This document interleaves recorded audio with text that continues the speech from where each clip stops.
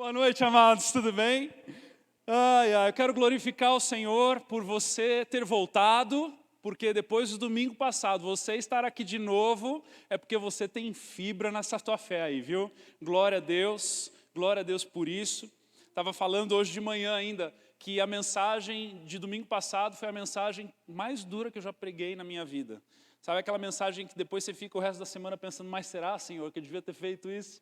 E eu creio que foi da parte do Senhor, porque nós temos visto frutos, nós temos visto, depois de participar de um em casa aqui, onde pessoas abriram o coração, eu pude presenciar realmente o que o Senhor está fazendo, não só em mim, né, mas também na vida de cada um, na realidade de cada um, eu glorifico ao Senhor por conta disso.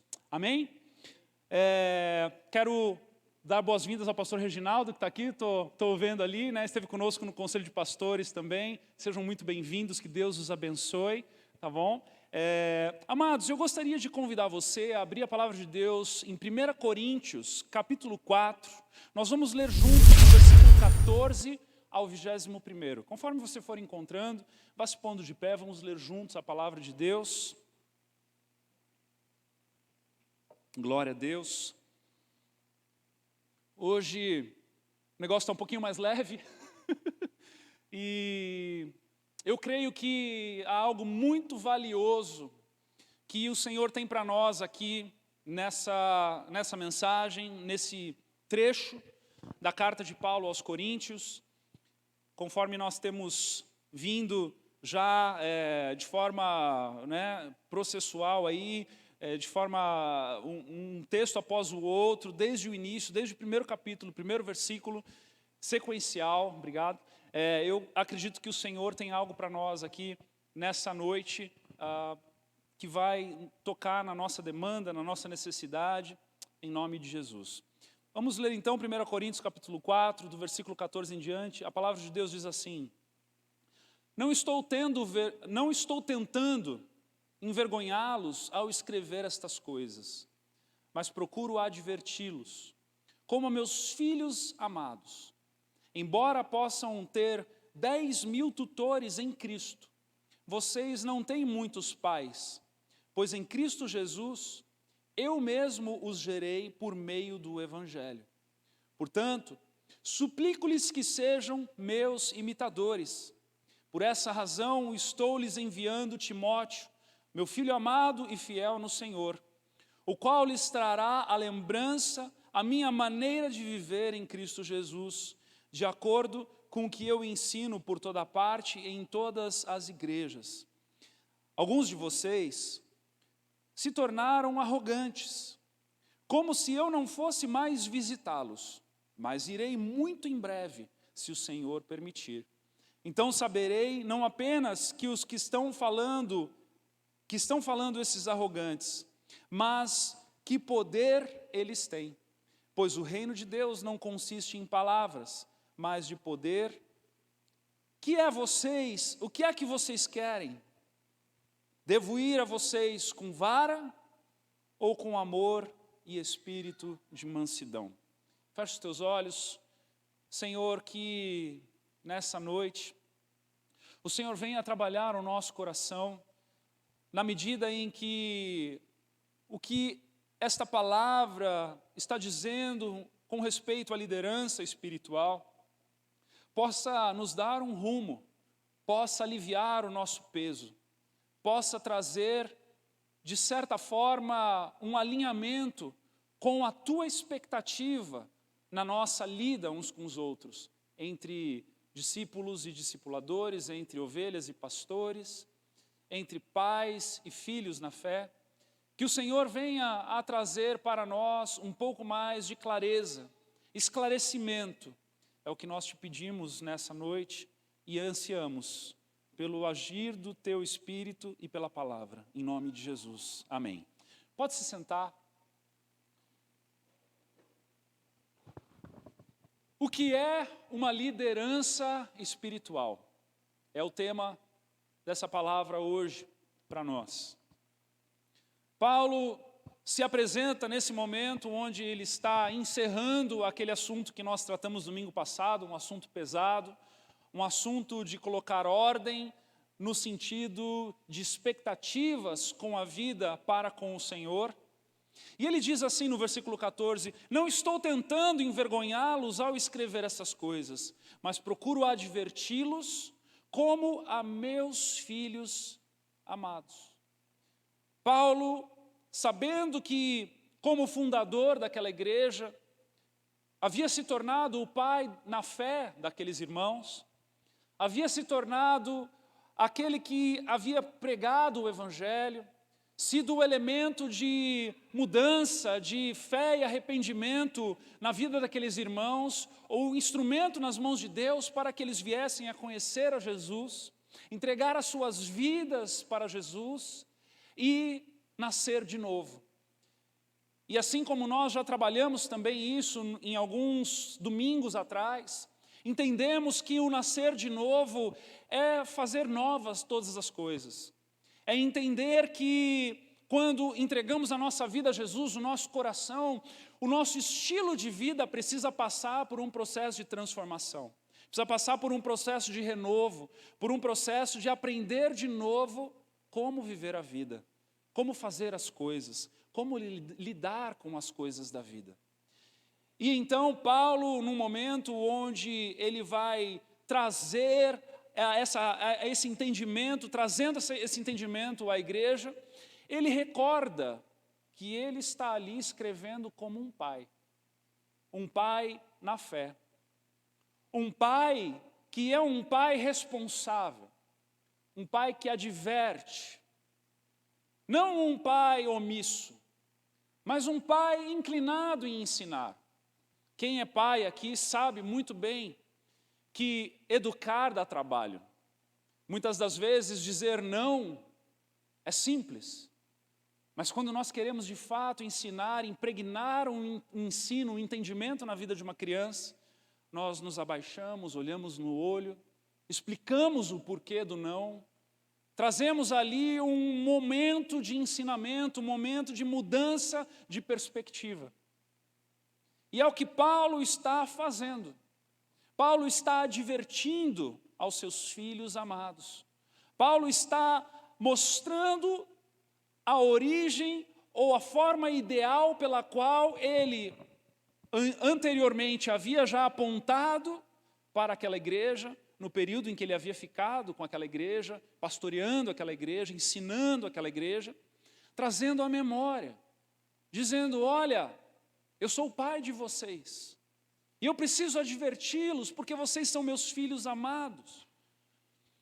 Paulo não faz vista grossa com o que estava acontecendo naquela igreja.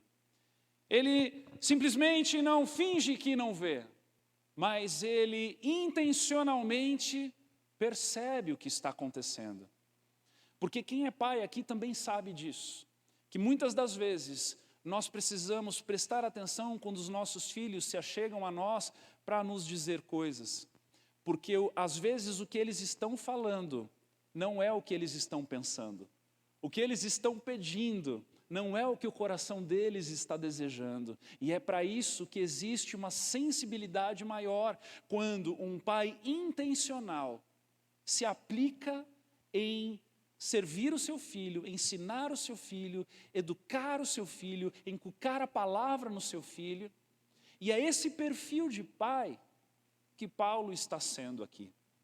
É esse perfil de pai na fé que Paulo está trazendo as advertências para que aqueles filhos amados possam ouvir de alguém que os conhece, de alguém que caminhou junto. Diferente de, por exemplo, o profeta Eli, ou o sacerdote Eli. Eli com seus filhos Hofni e Finéias. Eli, um homem que foi usado pelo Senhor, mas usou de vista grossa para educar os seus filhos. Usou de vista grossa para não perceber as falhas que os seus filhos estavam mostrando. Ao ponto onde o Senhor vai tratar Eli e os seus filhos. E nós encontramos esse trecho lá em 1 Samuel capítulo 2, versículo 29, onde o Senhor diz assim: porque vocês zombam do meu sacrifício e da oferta que determinei para a minha habitação? Por que você honra os seus filhos mais do que a mim, deixando-os engordar com as melhores partes de todas as ofertas feitas por Israel, meu povo? O Senhor traz a atenção a Eli, dizendo: Eli, você está sendo um pai displicente. Você está sendo um pai que está fazendo vista grossa. Os seus filhos estão dando mau testemunho. Os seus filhos estão agindo de tal forma como que estivessem zombando do meu sacrifício. Como que se estivessem fazendo com que as ofertas não se achegassem no lugar correto, ou seja, ao Senhor. E o Senhor diz assim: por que você honra os seus filhos mais do que a mim? Usando desse exemplo na palavra de Deus, somos tomados a nos lembrarmos que precisamos honrar ao Senhor. A liderança espiritual precisa honrar ao Senhor, precisa ter os seus olhos atentos naqueles que são liderados, naqueles que estão caminhando juntos. Nós não podemos tomar esse exemplo e dizer algo como que se Deus tem uma expectativa de que o pai espiritual seja então autoritário, seja aquele impositor, seja aquele que traz opressão para dentro da sua casa. Vai ser do meu jeito e acabou. Nós também, que somos pais, sabemos que não é assim que as coisas funcionam. Porque se fizermos muito disso, vamos gerar filhos irados, tão irados como a nossa educação irada oferece. Mas o que Deus está dizendo para Eli, e o que Paulo está escrevendo para a sua igreja que tanto ama, é de que as coisas do Senhor são inegociáveis. E eu vou persistir em ensiná-las em amor. As coisas do Senhor não se negocia. Os princípios do Senhor não se negocia. Os fundamentos de Deus não se negocia. O que a palavra diz que é certo, para sempre será certo. O que a palavra diz que é errado, para sempre será errado. Mas eu ensinarei como aqueles a quem eu amo. É o que Paulo está dizendo nesse primeiro momento. Uma liderança espiritual faz uso da sua paternidade. Uma paternidade que ela, pela fé, uma paternidade na fé, um pai na fé, é aquele que ganha o filho. É aquele que é um instrumento no momento de conversão de uma pessoa. É o que Paulo está dizendo aqui: vocês podem ter até 10.000 tutores em Cristo, mas pai vocês têm um só. Paulo está dizendo: olha, eu tenho autoridade para falar com vocês. É claro que em determinados momentos na nossa jornada da fé, teremos líderes, pastores, discipuladores, que serão como pais para nós. E não há nada de errado com isso.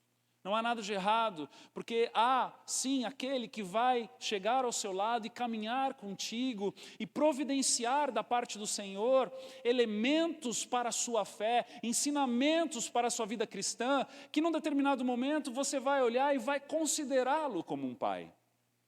Mas o que Paulo está dizendo aqui é que o pai, na fé, é aquele que gera.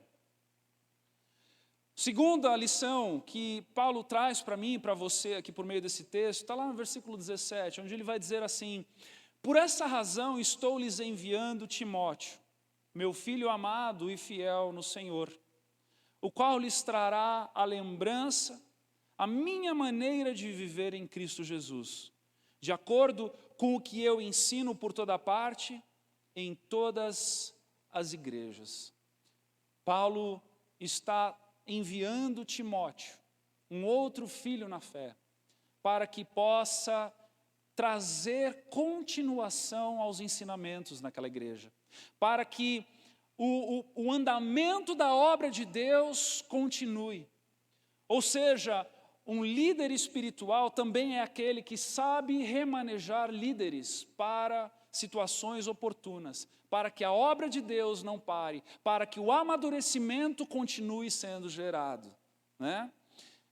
Irmãos mais velhos são remanejados para promoverem continuidade no crescimento.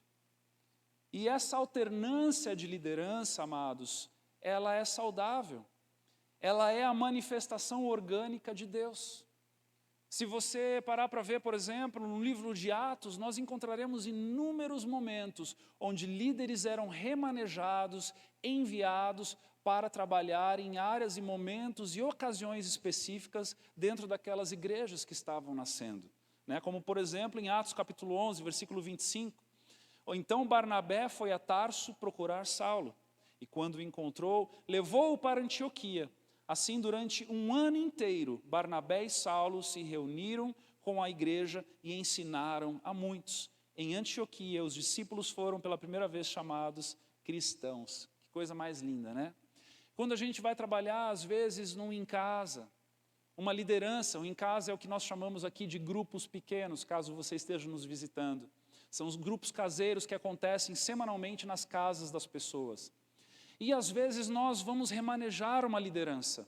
Às vezes nós vamos colocar uma outra liderança no lugar de outras pessoas que estão saindo para fazer outras coisas. Como, por exemplo, o Helder e a Gica. Eles estão agora se preparando para irem para Guiné-Bissau. Colocamos o Ed e a Rafa no lugar deles, né? Coisas que precisam acontecer para que haja andamento da obra. E aqui, amados, algo muito valioso que nós precisamos parar para refletir um pouco. Eu quero convidá-lo nessa noite a refletir a respeito disso. A liderança cristã, o processo de discipulado é muito importante. E às vezes ele vai se sobressair dos vínculos da alma. Porque nem todo discipulado se transforma em amizade. Às vezes nós temos as nossas expectativas e elas são legítimas e verdadeiras. E precisamos trabalhar elas da forma em que a palavra nos aponta como caminho, para que nós não nos encontremos frustrados. Assim como também, nem toda a amizade cristã é promotora de discipulado. Às vezes você se encontra com pessoas que você tem uma ligação de alma, né? Que você ali tem uma intimidade de afinidade, e pelo fato de você ser um cristão, aquela pessoa ser cristã, não necessariamente uma amizade como essa vai gerar um discipulado.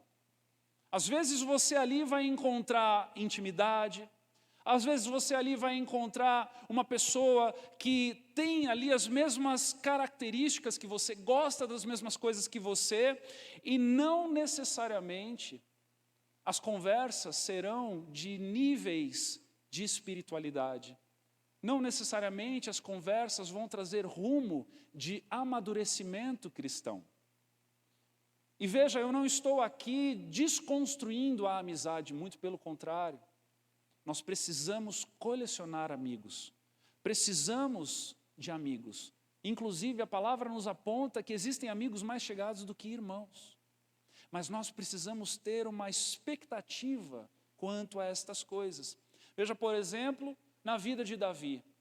Davi é citado, a amizade de Davi e Jonatas é citada como a amizade de maior vínculo afetivo na palavra de Deus. A palavra de Deus vai apontar um relacionamento ali que muitas das vezes pode até ser mal compreendido para aqueles que estão passando muito rápido no texto. E nós vemos que, de fato, o relacionamento de Davi e Jonatas foi um relacionamento de muita afinidade. Ali, Jonatas pôde proteger Davi de Saul.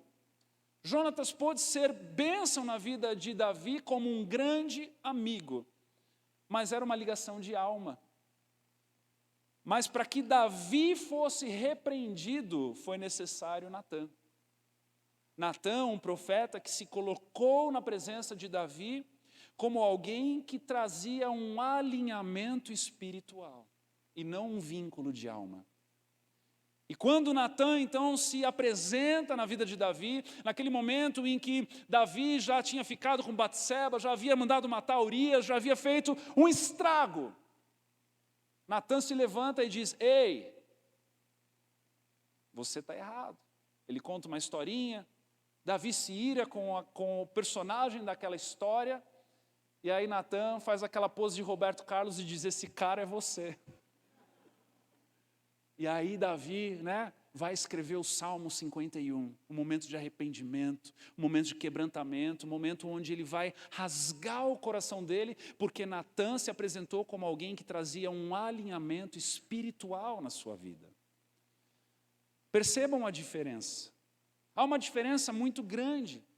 E nós precisamos cuidar para não cairmos no erro de acharmos que, desculpa a expressão, mas de acharmos que é tudo farinha do mesmo saco.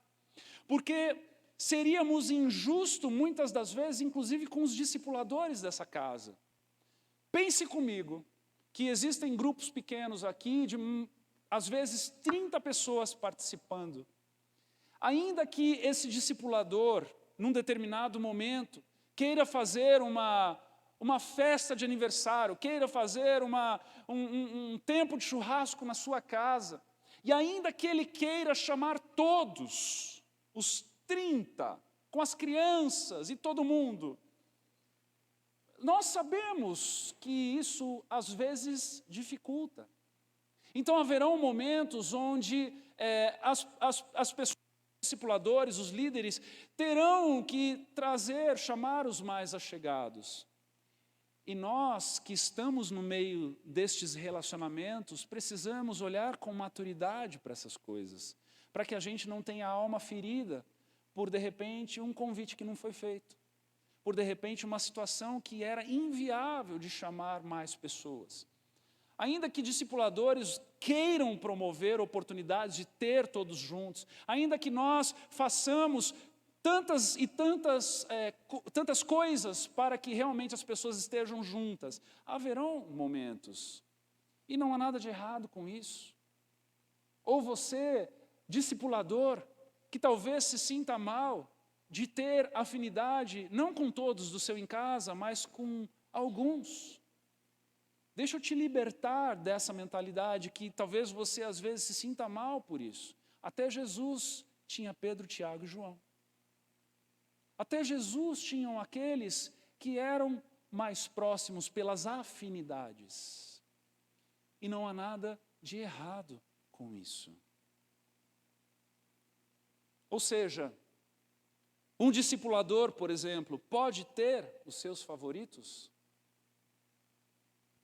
Se favoritos significar amigos, sim, não tem problema. Mas ele nunca poderá usar de favoritismo. Essa frase foi da pastora Juliana em uma reunião, e isso trouxe muita luz para aquilo que muitas das vezes a gente confunde e mistura. Nós nunca poderemos usar de favoritismo. Ainda que tenhamos amigos mais chegados do que irmão. Imagine se o pastor Jean, por exemplo, decidisse ordenar só pastores os seus amigos. De jeito nenhum, de maneira alguma. Isso seria uma catástrofe. Então, perceba que não há nada de errado um discipulador dessa casa, uma pessoa que lidera, ter os seus mais chegados. E em alguns momentos não terá como juntar todos. Entenda que isso tudo faz parte do mesmo perfil de maturidade que Paulo está trazendo aqui para a igreja de Coríntios, quando ele diz: enviarei Timóteo. Pense comigo um instante, que se de repente naquele momento em que a igreja de Coríntios ouvisse essa notícia, e nós sabemos que essa carta, ela foi escrita no ano de 45, ela chegou um pouco antes de que Timóteo chegasse de fato à igreja de Coríntios. E imagine agora aqueles irmãos lá lendo e pensando assim, como assim? Vem Timóteo agora? Mas ele é filho na fé, ele é filho, ele é tão filho de Paulo quanto nós. E agora vem um irmão, como se fosse um irmão mais velho, pastorear essa igreja. Não é justo. Eu estou com saudades de Paulo. Eu quero Paulo. Eu quero Paulo aqui. Não é? Mas foi necessário que essa igreja olhasse com maturidade e confiasse de que quem Paulo enviasse seria a pessoa certa para estar ali. Então, sabe, quando, por exemplo, em algum futuro, em algum momento na sua jornada cristã, o teu líder de em casa for remanejado, o teu pastor for remanejado, e eu, vou fazer um parênteses aqui, nós não temos intenção nenhuma de irmos para outro lugar, tá bom? De repente vocês vão falar, nossa, parece que os pastores estão querendo dar um jeito de, daqui a pouco estão indo embora. Não, não tem nada disso acontecendo. Nós estamos, graças a Deus, trabalhando a palavra de Deus, da forma em que ela está sendo apresentada para nós. Então é bom falar a respeito dessas coisas, porque as coisas acontecem e nós precisamos estar inteirados e viver uma igreja bíblica. Amém? Glória a Deus. Então, vamos lá. Se de repente você está em casa e o teu líder precisar ser remanejado, por alguma situação, como está acontecendo agora, como estará o teu coração? Como será a tua postura? Deixa eu dizer algo a você.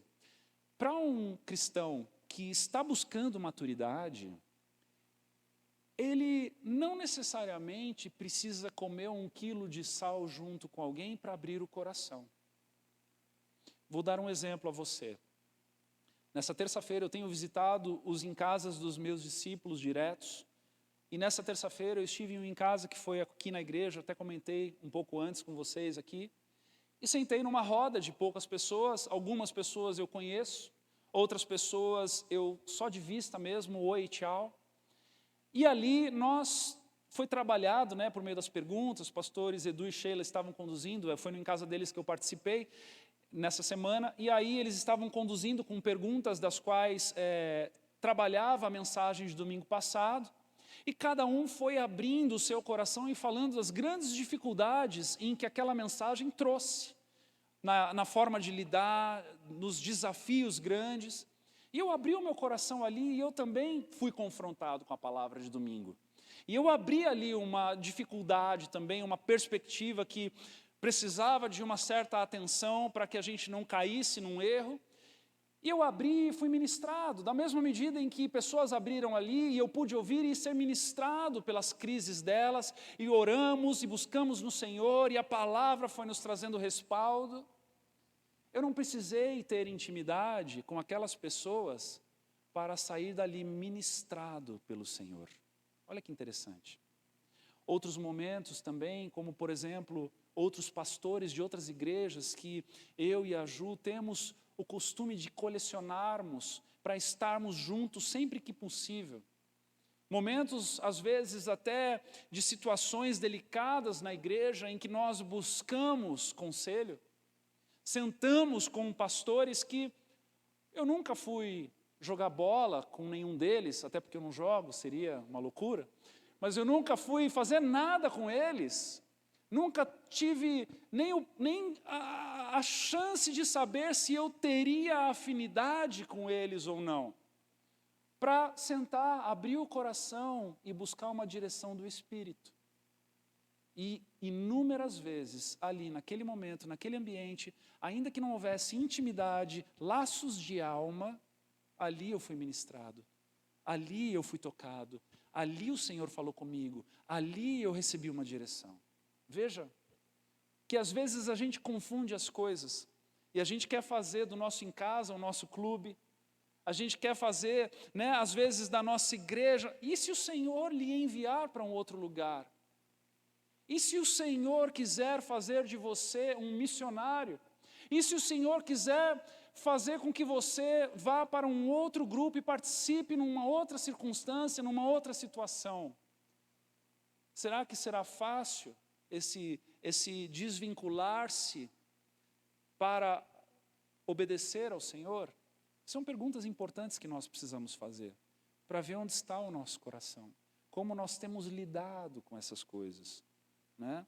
Assim como Davi não encontrou em Jonatas alguém que o confrontou, mas encontrou em Natã, um profeta de Deus, que naquele momento foi certeiro e tirou ele da morte, tirou ele do caminho de morte em que ele estava trilhando, né? Amém, amados? Terceira característica de uma liderança espiritual que esse texto traz para nós, está lá no versículo 18. Alguns de vocês se tornaram arrogantes. Aqui Paulo, como pai da fé, vai trazer aqui, né, um tom um pouco mais intenso e dizer, olha, alguns de vocês se tornaram arrogantes, como se eu não fosse mais visitá-los, mas irei muito em breve, se o Senhor permitir. Então saberei não apenas o que estão falando esses arrogantes, mas que poder eles têm. E aqui essa palavra poder, dunamis, traz como significado no contexto habilidades. Que habilidades eles têm, esses arrogantes que estão falando? O que é que vocês querem? Devo ir... versículo 20. Pois o reino de Deus não consiste de palavras, mas de poder, ou de manifestação de habilidades. O que ele está querendo dizer é, não adianta nada o discurso se o estilo de vida, se os frutos não estão acompanhando. O que é que vocês querem? Devo ir a vocês com vara ou com amor e espírito de mansidão? Forte, né? É forte a forma em que ele aborda os seus filhos. É forte a forma em que ele trabalha a liderança que ele tem sobre essas pessoas.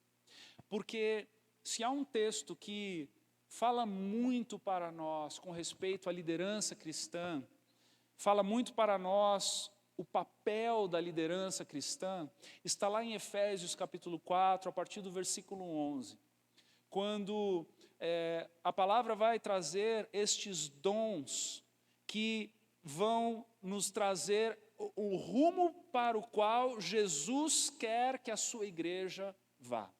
Olha que coisa mais linda o que esse texto diz. Efésios 4:11.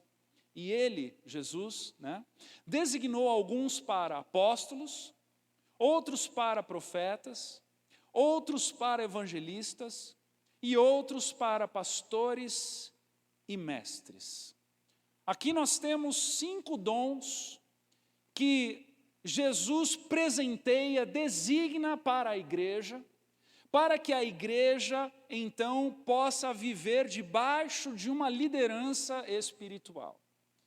Eu lembro que na minha adolescência, quando eu congregava na igreja lá em São Paulo, eu aprendi a pensar nesses dons ou ministérios, né, com uma mão. Então eu me lembro do apóstolo, o dom apostólico, porque ele tem na sua essência na palavra, delegado, mensageiro, alguém enviado com ordens. Assim como Paulo enviava suas cartas para as igrejas, ele estava ali como delegado, verificando a autenticidade do trabalho.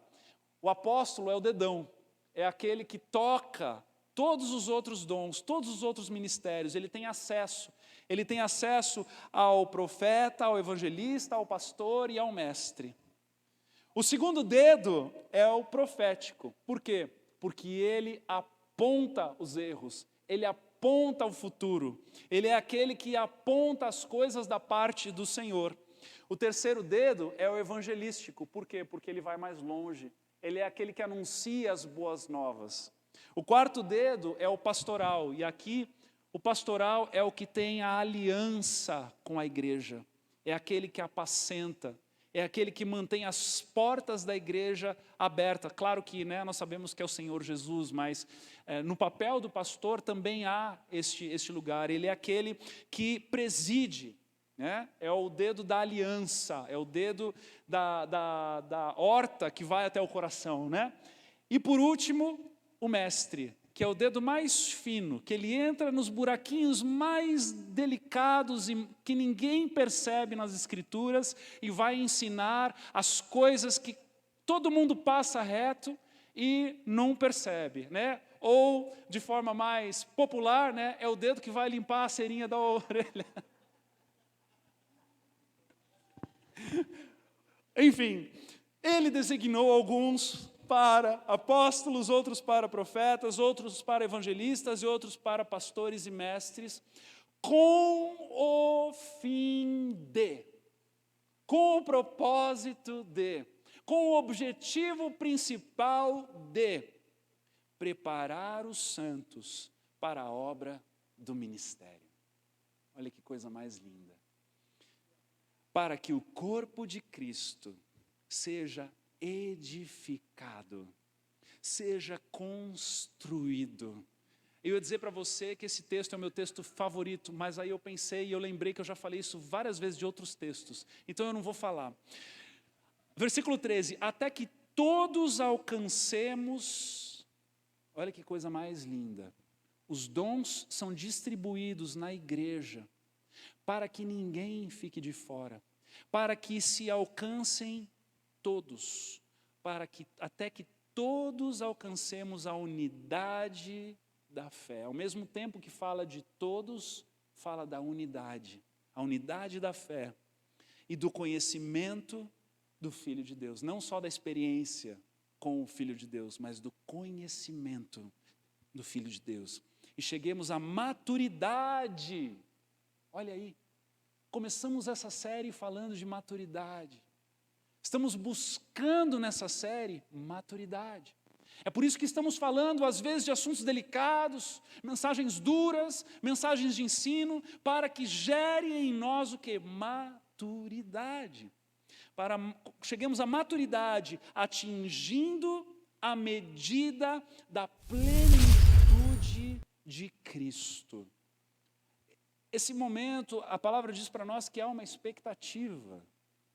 Há uma expectativa de que nós atinjamos a plenitude da maturidade de Cristo.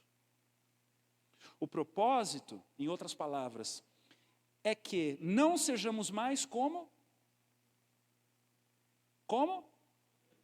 crianças, levados de um lado para outro pelas ondas, pelas modas, pelos discursos, nem jogados para cá e para lá, por todo vento de doutrina, e pela astúcia e esperteza de demônios que induzem ao erro. É o que está escrito aí?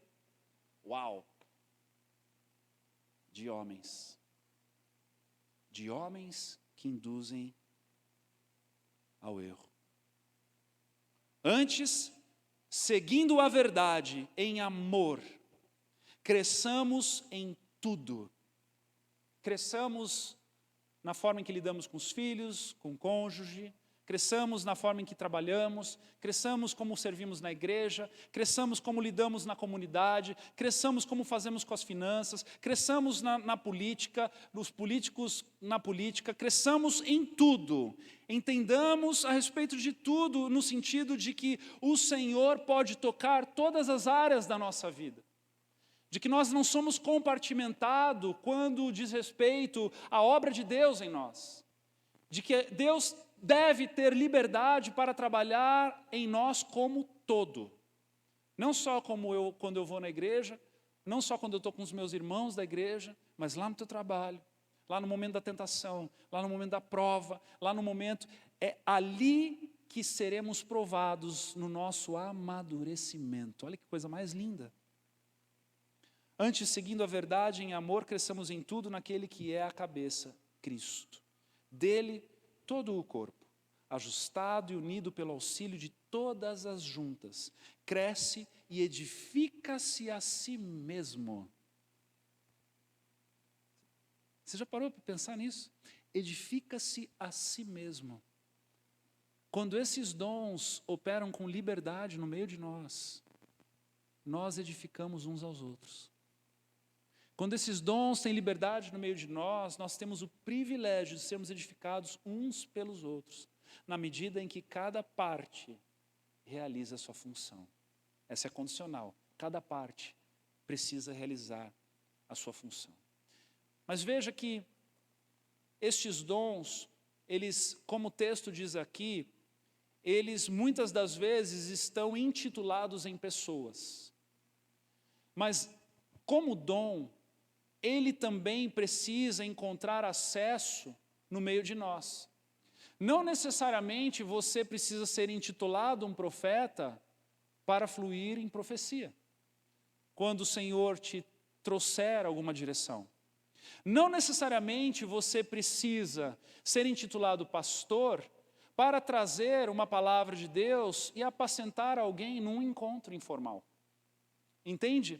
Quando eu e você estamos abertos para buscar do Senhor aquilo que Ele tem para fazer no meio de nós, servindo uns aos outros, nós temos o privilégio de sermos usados como liderança espiritual também. Então, há a forma orgânica em que o Senhor trabalha e há também a forma estruturada em que o Senhor trabalha, e Ele usa as duas coisas. Então, o que é uma liderança espiritual? São pessoas designadas pelo Senhor e reconhecidas por homens nestes dons para conduzir os crentes à maturidade e também aqueles que operam no fluir dos dons na medida e na dispensação do Espírito Santo. Que eu e você possamos viver essa realidade. Que eu e você possamos, compreendendo um pouco mais dessa liderança que nos é proposta, possamos avançar naquilo que cabe a nós e nos submeter àquilo que cabe ao próximo que está em favor de nós. Que eu e você possamos abraçar essa ideia bíblica, cristocêntrica de igreja, e que nós possamos, através da exortação de Paulo aos Coríntios, sairmos daqui com um pouco mais de maturidade no nosso coração e na nossa fé, sabendo que o Senhor tem a sua forma de trabalhar no meio de nós, em nome de Jesus. Amém? Eu quero convidar você a orar, a ficar de pé. Vamos ter um tempo de oração. Quero pedir ao pessoal do louvor que venha. Feche os seus olhos e medite em tudo aquilo que você viveu até aqui, nesse conceito de liderança espiritual. Dentre tudo o que foi falado, tudo o que foi ministrado, talvez você tenha sido confrontado e esteja sendo desafiado a amadurecer. Talvez você, como líder, vivendo tantas vezes frustrado por não conseguir acomodar a todos no seu estilo de vida constante, mas o que o Senhor requer de você são encontros espirituais, e que de nada vale juntar todos o tempo todo para fazer brincadeiras, para ser descontraído, sendo que o que a palavra está requerendo de você é uma postura de direção espiritual. Então, para você que é líder dessa casa, o meu conselho, como teu pastor, dedique-se a encontros mais espirituais. Dedique-se a momentos dos quais o Senhor tocará aquela vida de forma profunda quando você se encontrar com ela. Faça valer estes encontros, porque a proposta é o amadurecimento. A proposta é levá-lo de um lugar para outro, de compreensão, de intimidade. Ou você que está aqui nessa noite e é uma ovelha dessa casa, e às vezes confunde o teor do que é pastoreio, às vezes discipulado com amizade, com afinidade. E nessa noite, quando foi pregado, de que às vezes não é necessário uma afinidade para que você seja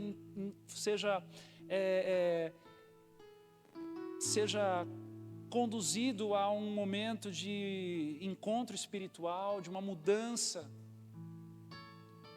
Entenda que se você está disposto a amadurecer e você está disposto a ouvir da parte do Senhor, esses laços de alma nem sempre vão ser necessários, e tudo bem. Há níveis de maturidade que o Senhor derramou para nós aqui nessa noite. Cada um no seu lugar, onde está, na sua jornada, na sua caminhada cristã, pôde pegar um fruto dessa árvore aqui nessa noite. Então, em nome de Jesus, que você faça essa oração sincera ao Senhor nessa noite, pedindo a Ele para que Ele te ajude, em nome de Jesus. Vamos orar?